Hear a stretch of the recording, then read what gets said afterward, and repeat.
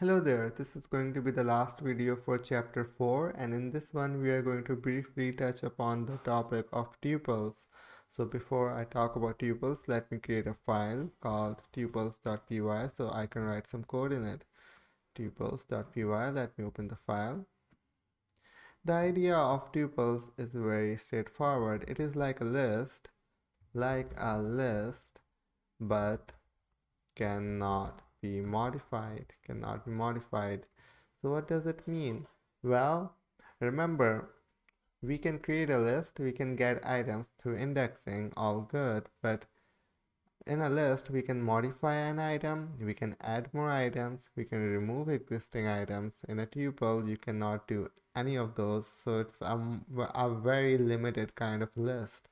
So let's create an example of a tuple. Let's call it tup. Let's call it tup. We create tuple with parentheses. Let's say 1, 2, 3, and 4. You can print your tuple. So let's run the code python tuples.py. You got the tuple. So parentheses actually indicate a tuple. You can get each item through indexing. So let's get the first and the second item. Let's run our code python tuples.py. We got 1 and 2. So the first item was 1, the second item was 2. But as I said, you cannot modify items. You can do tube, let's say tube 0 equal to 100. Now that's where you are gonna get an error. Tuple object does not support item assignment. Or if you do tube dot, you will see they aren't very good methods. You have count and you have index. We don't have append, pop, remove, methods like those. So that's the very basic idea of tuple. However, one thing that people often fail to realize is that you can actually create a new tuple, which is not like modifying it. Here we are actually creating a new tuple. Now I can print my tube and let's run the code again. Now I'm not modifying the existing tuple. I created a tuple, I stored it in my variable called tube, and then I created a new tuple and I stored it again in the variable tube. So I think it's a good idea to explain it through a diagram. What is going on. It is very important. So let me just open my writing board. Give me a moment. Now it's open. One way to look at variables is like a box. It's like a box. So let's say the name of my box is tube. First I stored 1, 2, 3, and 4 in it. And then secondly, I removed 1, 2, 3, 4. And then I stored 5, 6, 7, and 8. Now I'm storing two different tuples. I'm not changing the existing tuple. That's one way to look at it. It's the same box but with two different items. Another way of looking at it is through a label.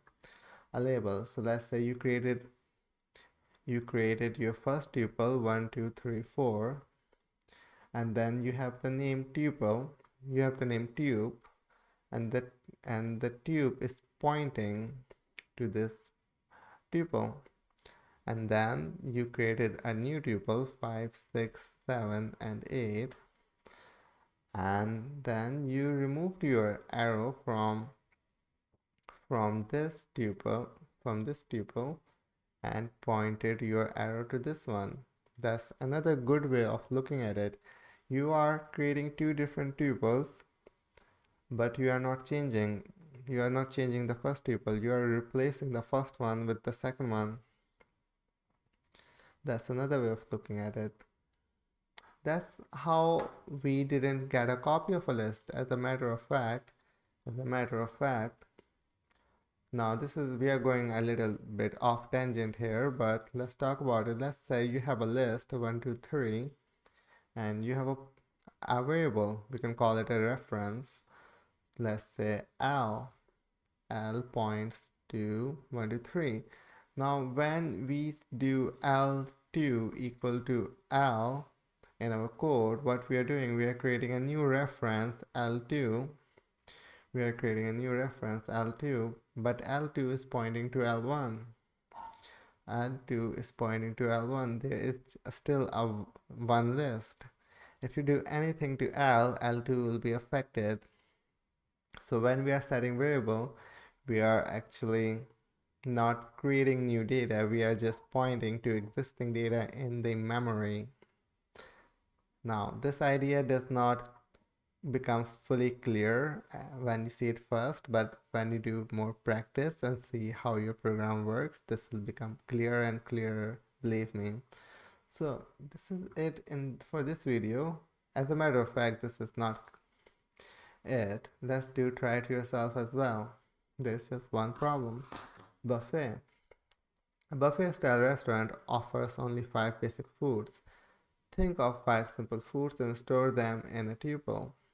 Use a for loop to print each food the restaurant offers. Try to modify one of the item and make sure that Python rejects the change. The restaurant changes its menu, replacing 2 of the items with different foods. Add a line that rewrites the tuple and then use a for loop to print each of the item on the revised menu. Okay, so let's do it. Let's call it buffet. And let's put some food in it. Let's say we have a coffee and we have, I don't know, let's just say it's the breakfast buffet. Coffee, bread, eggs. Let's say we also have juice. We also have some juice. And what else do we have? Milk. Why not? Why not have some milk? And so we created our buffet. Now we can do for item in buffet. We can print item. And let's create a heading for the items. The menu, the buffet menu.